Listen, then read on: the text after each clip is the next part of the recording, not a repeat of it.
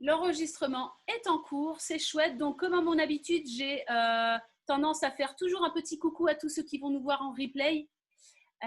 Voilà, un bonjour à tout le monde et bienvenue à cette conférence sur les obstacles au pardon. Alors, tout d'abord, je vous présente le livre. Je vous ai parlé d'Olivier Clerc qui avait traduit les 4 accords Toltec, qui a ensuite écrit et est l'auteur du livre Le don du pardon, dont on parle dans cette conférence.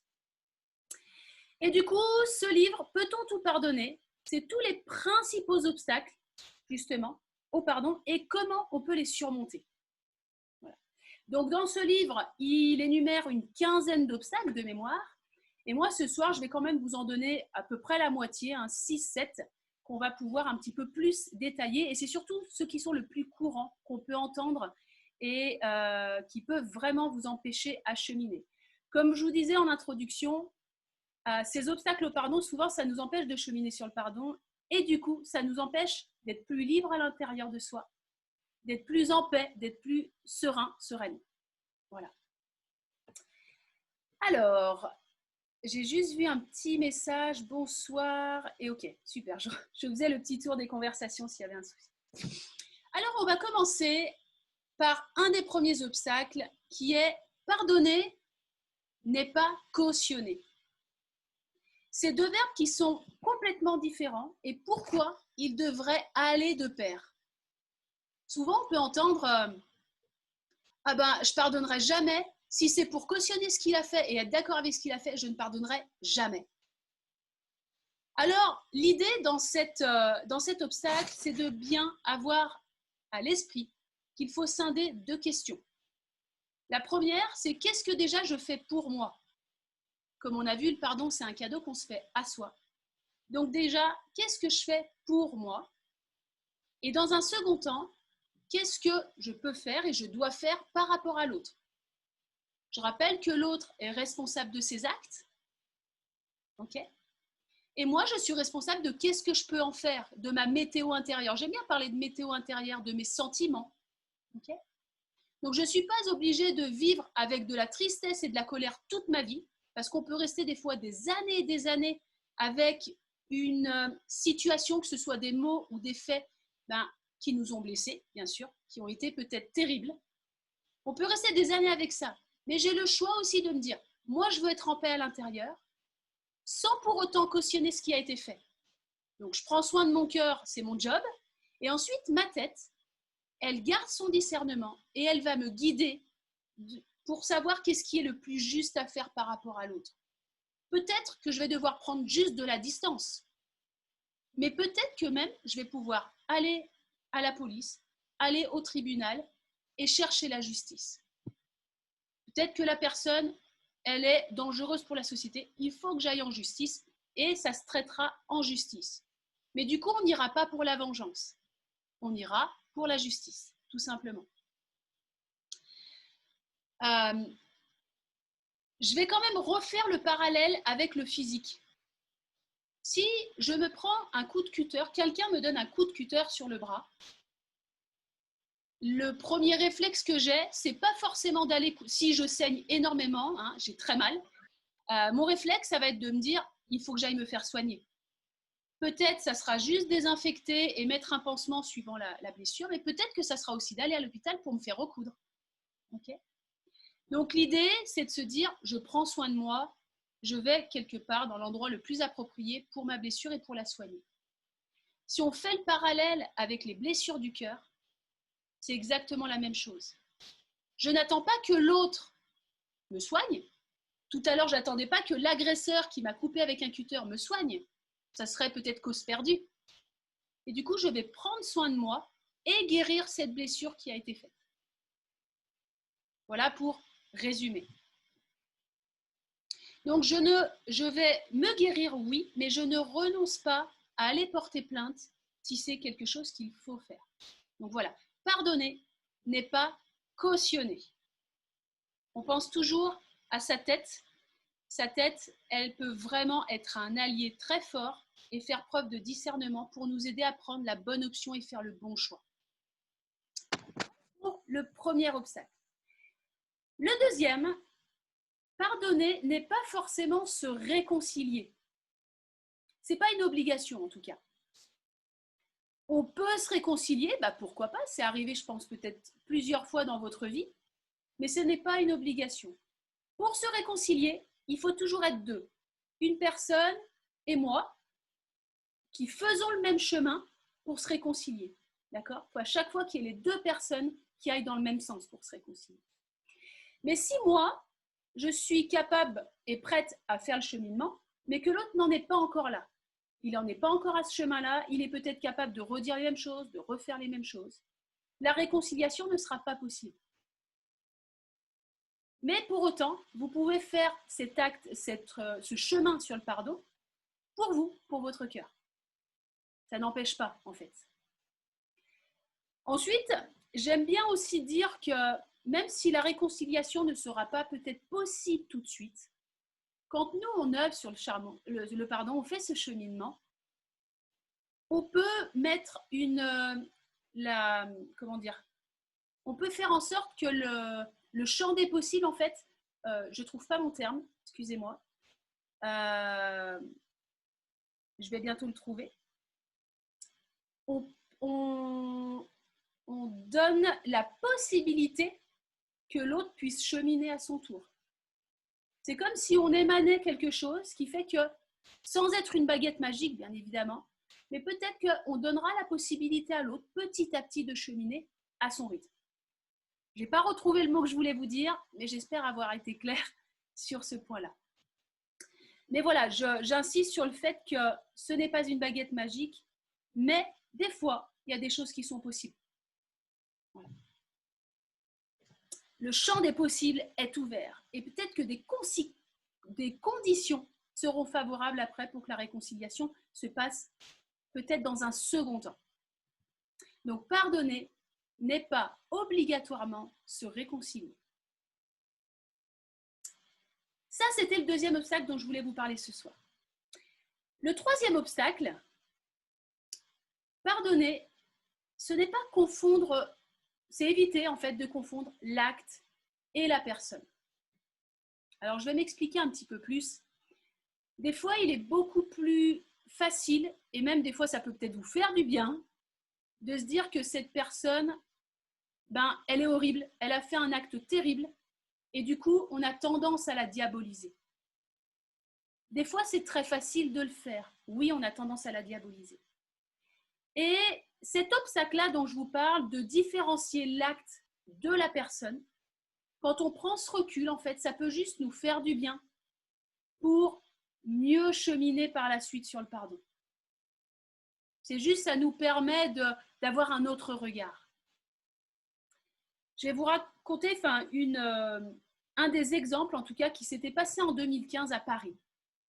Quand il y a eu les attentats à Paris, il y a un homme, c'était un journaliste, il a perdu sa femme et il a un enfant également, mais il a perdu sa femme ce soir-là.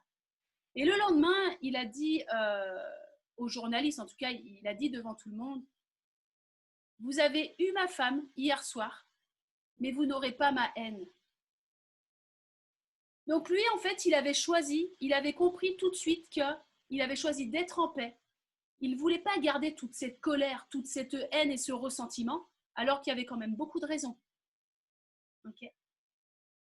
Il a bien compris que oui, il y a eu des concours de circonstances, il y a eu sa femme qui a été un point de circonstance où toute cette colère, toute cette tension s'est déchaînée sur elle, du coup. Mais il a pris le parti d'être en paix. Il a pris le parti de se libérer et de ne pas garder toutes ces colères. Et je pense que, honnêtement, il pensait aussi à son enfant qui était avec lui. Il ne voulait pas garder ça en lui. Donc, c'est certain que l'acte peut être terrible, d'accord ?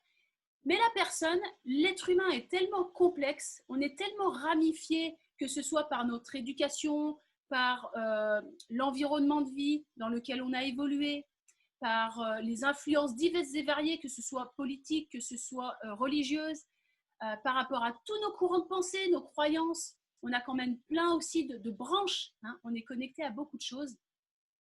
La complexité de l'âme humaine, on va appeler ça comme ça, c'est quand même assez riche.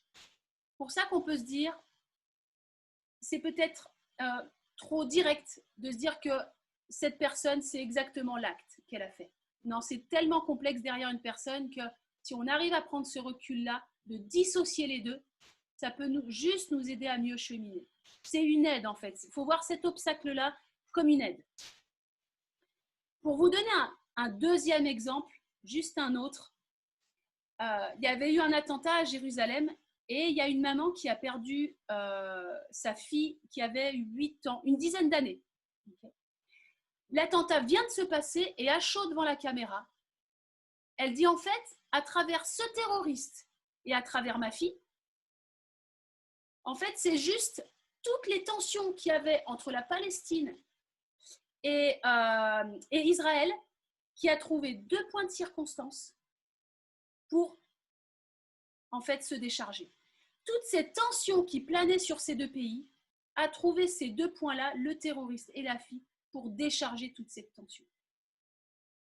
Donc on peut diaboliser cette personne, mais du coup on peut voir de façon plus grande qu'il y avait aussi des tensions qui menaçaient. Il n'y avait pas que cette personne, il y avait aussi d'autres choses. Je ne dédouane pas du tout je n'enlève pas la responsabilité de cette personne, hein, d'accord ? C'est pas du tout le but. C'est juste avoir un autre regard, un petit recul pour nous aider en tout cas à mieux comprendre les choses. Donc, ne pas confondre l'acte et la personne. Ça peut nous aider à surpasser en tout cas certains obstacles. Le 4e obstacle, ce soir dont je souhaite vous parler, c'est quand on se dit « l'autre doit absolument me demander pardon ». Si je veux guérir, être libre, être tranquille, l'autre doit venir et me dire « je m'excuse, je te demande pardon ». Donc si on croit ça, ça veut dire qu'on donne toute la responsabilité à l'autre de nous guérir. Et du coup, le risque, c'est qu'on peut rester peut-être des années, des dizaines d'années, voire carrément plus, avec cette douleur-là, avec ce cœur qui aura peut-être plein de kystes, plein de plaies, plein de blessures. Si la personne elle est loin, vous avez pris de la distance, ben déjà ça sera peut-être compliqué qu'elle vienne vous dire et vous demander pardon. Mais imaginez qu'en plus cette personne elle est décédée, ça voudrait dire qu'en fait vous êtes triste toute votre vie et c'est foutu. Heureusement que non. La vie c'est quand même pas ça. On est quand même là aussi pour vivre une vie heureuse et faire en sorte justement de guérir notre cœur. Donc évitez de mettre toute la responsabilité sur l'autre. Le pardon, c'est un cadeau qu'on se fait à soi. Et c'est juste reprendre cette responsabilité de dire mais qu'est-ce que moi je veux en faire ? Comment je veux vivre à l'intérieur ? Est-ce que je continue à garder tous ces poisons émotionnels qui franchement ne me font pas vivre une vie très agréable vis-à-vis de moi, mais aussi dans mes relations aussi. Quand on a un cœur un petit peu douloureux, il se ferme un petit peu, hein, évidemment, on n'a pas envie de ressouffrir. Et du coup, ça peut être moins facile dans nos relations aussi extérieures. Donc voilà, juste l'idée de reprendre cette responsabilité. On le fait pour soi, c'est un cadeau qu'on se fait à soi. Et dans cet obstacle, j'aimerais répéter ça. C'est qu'on confond souvent ce que je peux faire pour moi, quel est mon pouvoir que j'ai sur moi, et qu'est-ce qui relève de l'autre. Donc je vous le rappelle, j'en ai un petit peu parlé tout à l'heure dans le premier obstacle, ne pas cautionner. Quel est mon pouvoir? Qu'est-ce que je peux faire? Moi, je peux faire mon cheminement sur le pardon à mon rythme, petit à petit, comme je peux. Je peux même me faire accompagner. Il existe tellement de méthodes et de techniques actuellement que je ne suis pas obligée de rester avec tout ce fardeau, toute cette lourdeur. Je peux me faire aider individuellement ou en groupe. Ça, c'est le pouvoir que j'ai sur moi. Par contre, ce qui relève de l'autre, comme on a dit tout à l'heure, soit ma tête, elle me dit, tu prends de la distance, tu vas carrément en justice, c'est aussi possible, mais je ne peux pas le télécommander. Je ne peux pas faire à la place de l'autre et vouloir qu'il fasse comme ça, comme ça, comme ça, et qu'il chemine aussi à son tour pour qu'il me demande pardon. Je ne peux pas le faire, ça. Je ne suis pas à sa place, c'est pas mon job, j'allais dire. Donc voilà, qu'est-ce qui relève de l'autre? Mon mental va m'aider, par contre, pensez toujours à vous et quel est votre pouvoir sur vous? Qu'est-ce que vous pouvez faire, en tout cas, pour vous? Donc, Pardonner, ce n'est pas attendre que l'autre me demande pardon. D'accord? Autrement, des fois, on peut attendre très longtemps. Voilà. Je vais enchaîner je vais sauter quelques obstacles, je reviendrai avant, mais je vais enchaîner, du coup, je trouve qu'il y a un lien étroit avec le fait de se dire des fois, c'est pas de se dire, c'est qu'on veut des fois aller plus vite que la musique. Tout à l'heure, je vous ai dit qu'on peut cheminer à son rythme. Il y a certaines étapes aussi au pardon. On a des fois un temps plus ou moins long pour cheminer et accéder à un souffle, une liberté intérieure. Voilà, c'est bon, je me sens en paix en tout cas. Des fois, on veut aller plus vite que la musique, dans le sens où on fait un travail de développement personnel. Des fois, on a un chemin spirituel qui est entamé depuis quelques années. Et puis on se dit, bon, quand même, j'ai quand même vachement avancé, je devrais quand même pouvoir pardonner rapidement et être en paix rapidement. Ben non, ça ne se passe pas forcément comme ça. Suivant ce qu'on vit, suivant ce qu'on nous dit, suivant l'impact que ça a, ça peut résonner plus ou moins fort à l'intérieur. Parce que peut-être qu'on avait déjà une blessure qui était là, qu'on n'avait pas encore cicatrisée, et puis que là, on vient nous dire pile poil quelque chose sur la même blessure et ça la réouvre. Et puis des fois, c'est quelque chose de très dur. Ça peut être, je ne sais pas, la perte d'un être cher, un deuil, ça peut être une séparation, quelque chose vraiment qui vient nous submerger. Alors, je vais vous faire le parallèle avec les vagues. J'ai trouvé ce parallèle vraiment très, très imagé, mais très intéressant.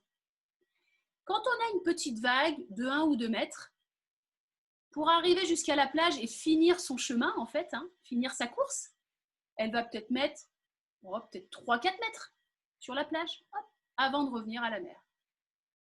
Si vous avez une vague de 5 mètres, 5 à 6 mètres, elle va mettre plus de temps avant de s'affaisser sur la plage, donc peut-être qu'elle va mettre 8, 9 mètres. Et puis imaginez carrément que vous avez un tsunami émotionnel. Alors on va parler de la vague déjà, un tsunami. Vous imaginez le temps que ça va mettre pour s'affaisser sur la plage? Ça va peut-être mettre 1 voire 2 kilomètres un tsunami. Faites le parallèle avec vos vagues intérieures, vos vagues émotionnelles. Quand on a une petite contrariété, quelque chose qu'on y dit, ça peut être un voisin, un collègue. Voilà, ça ne va peut-être pas se faire en instantané, mais peut-être que ça mettra quelques jours avant de s'apaiser. Mais si on a vraiment un deuil, une grosse rupture, quelque chose vraiment qui nous affecte, un tsunami émotionnel, ben peut-être que là, ça va mettre des mois, voire peut-être 1 année, 2 ans, pour vraiment trouver cette liberté. Vous voyez ce que je veux dire? Cette liberté, quand je dis cette liberté, c'est cette paix intérieure. Ça ne va pas changer le passé. Mais avec tout ce cheminement que je vais faire, qui va peut-être durer des mois, je vais mettre une autre lumière. Je vais amener des petits rayons lumineux, en tout cas, avec le pardon, pour apaiser tout ça à l'intérieur et retrouver vraiment une liberté d'aimer différente, à moi et puis aussi par rapport aux autres. Donc je trouve que voilà, cette idée de vague, elle est très intéressante et que on ne peut pas se dire, moi ayant vécu des fois, j'ai vécu quand même 2 ou 3 tsunamis émotionnels. Il y a des fois, je me suis dit, je suis quand même vachement outillée, j'ai vraiment des outils très intéressants, les accords Toltec m'accompagnent tous les jours, le pardon est tous les jours avec moi, et puis après, j'ai d'autres outils qui, de temps en temps, je fais appel à eux. Et puis, je me suis dit, je peux me faire aussi accompagner.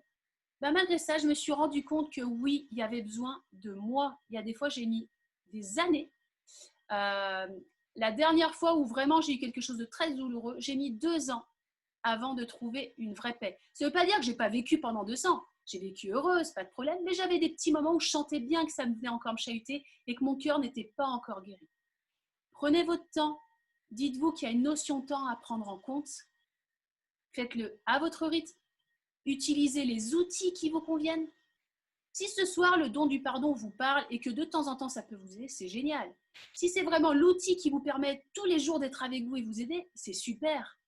D'accord ? Mais trouvez vraiment ce qui vous convient et qui peut vraiment vous aider, vous accompagner quand vous en avez besoin. Donc, pardonnez, faites attention, c'est vraiment différent que d'aller plus vite que la musique. Il y a, pour vous donner un exemple, j'aime bien donner quand même certains exemples pour illustrer un petit peu plus ces propos. Il y avait une personne un jour qui était venue aux Journées du Pardon. Olivier Clerc et sa femme avaient organisé des Journées du Pardon. Ça se passait pendant 4 jours. Et ils faisaient venir plein de personnes, soit des personnes qui avaient fait un travail sur le pardon avec une méthode particulière, soit une personne qui avait vraiment vécu quelque chose de terrible et qui venait relater en fait tout ce qui s'est passé de la plus grande difficulté jusqu'à justement une ouverture, une liberté et une paix intérieure. Et il y avait une personne qui s'appelle Jean Foury, qui a perdu sa fille qui avait, je crois, à peu près 18 ans dans un attentat à Johannesburg. Et elle a raconté qu'elle a mis pendant un an, elle a vraiment pleuré toutes les larmes de son cœur. C'était très difficile. Elle a vraiment pleuré. Et après, au bout d'un an, il s'est passé petit à petit des choses qui fait qu'elle a même rencontré l'homme qui a commandité l'attentat terroriste. Ils ont fait une fondation. Ils cherchent des financements justement pour accueillir des anciens combattants. Justement, c'est un petit peu leur leitmotiv. Et pour lutter contre tous les stress post-traumatiques. Voilà, entraînant tout ce qui est dépendance aux drogues et les problèmes familiaux. Donc, ils ont pu cheminer ensemble pour pouvoir justement mettre ça en place. Donc voilà un exemple. Oui, il y a eu besoin d'un peu de temps pour faire tout ce cheminement. Et c'est quand même pas rien de pouvoir rencontrer celui qui a commandité l'acte terroriste dans lequel elle a perdu sa fille. Voilà. On va continuer avec un autre obstacle. Il m'en reste, je pense que je vais vous en parler encore un ou deux. Un autre obstacle on va le mettre sous le terme de l'orgueil. Il y a des fois, on peut se cacher derrière un pardon, mais qui va ne faire du bien ni à soi, ni à l'autre. C'est pour ça qu'on parle d'orgueil. On va parler de 3 formes d'orgueil. Il y a l'orgueil qui dit, de toute façon, lui, je lui pardonnerai jamais ce qu'il m'a fait. Quand on dit ça, on est sur une posture de jugement, c'est-à-dire qu'on se met sur sa tour d'ivoire. J'imagine qu'on est là comme ça, le doigt tendu, hein, et toi, le moins que rien, je ne te pardonnerai jamais. Donc, on est vraiment sur cette posture où on est au-dessus de l'autre. D'accord ? Être sur sa tour d'ivoire. Voilà, c'est une posture plutôt un peu dure. La deuxième forme d'orgueil, en tout cas ce qu'on appelle la deuxième forme d'orgueil, c'est le fait de dire un pardon un petit peu dégoulinant, un petit peu sur un ton condescendant, à dire « je te pardonne », mais le pardon qui est un peu déguisé. Il ne fait pas du bien à celui qui le dit, et encore moins à celui qui le reçoit. Et peut-être que vous avez ces exemples-là quand on était enfant. Des fois, on entendait « ouais, demande pardon à l'autre, ouais, je te pardonne ». Pas sûr qu'il y ait eu vraiment quelque chose qui soit fait avec le cœur. C'était peut-être plutôt avec la tête pour dire on va demander pardon et on sera tranquille, mais il n'y avait pas quelque chose qui était vraiment juste et profond. Okay. Et puis il y a la troisième forme d'orgueil, en tout cas c'est comme ça qu'on les appelle, et là c'est vis-à-vis de soi-même. C'est de se dire oh là là, je suis tellement nulle, j'ai fait un truc horrible, et du coup on se dit je ne pourrais pas me pardonner, c'est impossible qu'on me pardonne, et on développe une haine contre soi. On se dit c'est terrible, je suis vraiment trop nulle, je ne pourrais jamais passer par-dessus ça, c'est trop horrible ce que j'ai fait ou ce que j'ai dit. Et en fait, quand on se dit ça, il y a notre petit juge intérieur qui est en train de nous juger complètement. Et c'est comme s'il se croyait, c'est pour ça qu'on parle d'orgueil, il se croit au-dessus de tout le monde en nous jugeant ainsi, en disant t'es nul, tu ne mérites pas de toute façon qu'on te pardonne, c'est hyper horrible ce que tu viens de faire, etc. Donc ce petit juge à l'intérieur de nous, il passe au-dessus de la loi humaine, on n'a pas été jugé pour ça, on n'est pas allé en prison, donc lui il se met au-dessus de ça, il se met même au-dessus de la nature, dans le sens où on n'a pas été foudroyé, tout s'est bien passé, il se met voilà, au-dessus de ce qui nous dépasse, du grand soi, si on peut appeler l'univers, on n'a pas été rempli de plaques de boutons, pas de foudroiement, d'accord, si ça se dit, on n'a pas été, voilà, pris par la foudre, mais lui, il se permet quand même de nous juger. Donc là, j'allais dire, ça serait bien à un moment donné de se poser devant ce petit juge-là intérieur et de le regarder bien droit dans les yeux et de lui dire tout simplement, mais pour qui tu me prends? Pour qui toi tu te prends et pour qui tu me prends de dire que je suis nulle? Tu te prends pour qui pour me juger ainsi et de cette manière-là en fait?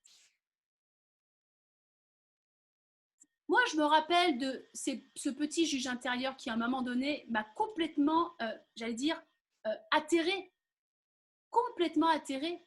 Et limite, j'y ai même cru. C'était ça le risque, c'est que j'y ai cru. Mais je me suis dit, purée, je n'étais pas en prison, il ne s'est rien passé pour moi, je suis en bonne forme, tout va bien. De quel droit il se permet de me dire ça? D'accord? Donc, c'est des fois bien aussi de regarder bien droit dans les yeux ce petit juge intérieur pour aussi se faire du bien et puis continuer à cheminer sur le pardon. Parce que si du coup on reste bloqué avec ce juge intérieur et on croit complètement ce qu'il nous dit, bah, c'est un obstacle infranchissable. On ne peut pas aller au-delà. Et moi, les accords Toltec m'ont énormément aidé et le pardon aussi, tous les deux, ces deux outils-là m'ont énormément aidé à un moment donné à me dire attends, j'ai aussi ma tête, je peux quand même faire preuve de discernement. Ah ok, je vais surpasser cet obstacle. Tout ça m'a vraiment aidé pour dire, faut que j'arrête de croire ce jeu à l'intérieur parce que là, je suis en train de bloquer. Je suis en train de rester dans une culpabilité qui m'enferme complètement. Et ça, pareil, on peut le garder des années. Voilà. Donc, faire attention à ces trois formes d'orgueil qui, des fois, nous empêchent complètement de cheminer sur le pardon. Donc, soit je suis sur ma tour d'ivoire, je juge complètement et du coup, je ne pardonne pas parce que je juge. Soit je dis un pardon, mais qui est un peu dégoulinant et qui est un peu un déguisement. Soit autrement, je laisse le juge intérieur me juger et m'atterrer complètement et passer au-dessus de toutes les lois humaines, naturelles, du grand tout. Voilà, il passe au-dessus de tout le monde. Voilà ce que signifie un petit peu ces trois formes d'orgueil et cet obstacle. Et puis enfin, je vais finir sur un dernier obstacle. C'est penser que si on pardonne, je fais ce cadeau à l'autre. Donc forcément, si on pense qu'on fait le cadeau à l'autre, il y a des fois, on ne veut pas pardonner. Quand on a été vraiment blessé, notre cœur s'est fermé parce qu'on se dit, c'est bon, si c'est pour souffrir comme ça, je ne veux plus souffrir, je ferme mon cœur parce que je ne veux plus souffrir de cette sorte-là. Et si en plus on me dit, ça serait bien que tu pardonnes, que tu fasses ce cheminement sur le pardon, si je me dis, en plus, il faut que je lui fasse ce cadeau alors que moi j'ai souffert, du coup, c'est compliqué. Okay. Gardez à l'esprit que le pardon, c'est toujours fait pour vous. On dit des fois que le pardon, il est fait pour la victime. Okay, il n'est pas fait pour l'autre. Après, ça peut peut-être aider l'autre, en effet, à cheminer et peut-être à nous demander pardon. J'allais dire, c'est la cerise sur le gâteau. Si en plus l'autre vient nous voir et dire « Voilà, je m'excuse, j'aurais peut-être pas dû dire ça ou peut-être faire ça », c'est la cerise sur le gâteau. Mais le cadeau, on le fait à soi en œuvrant sur le pardon. On le fait pour soi. Ça, c'est vraiment important. C'est vraiment un cadeau qu'on se fait à soi. Voilà ce sur quoi je voulais finir cette conférence sur les obstacles au pardon. J'espère que vous allez toutes bien et tous bien, que ce soit en replay ou là en live. Alors, je vais juste mettre un terme à l'enregistrement. Je dis au revoir à ceux qui nous verront en replay.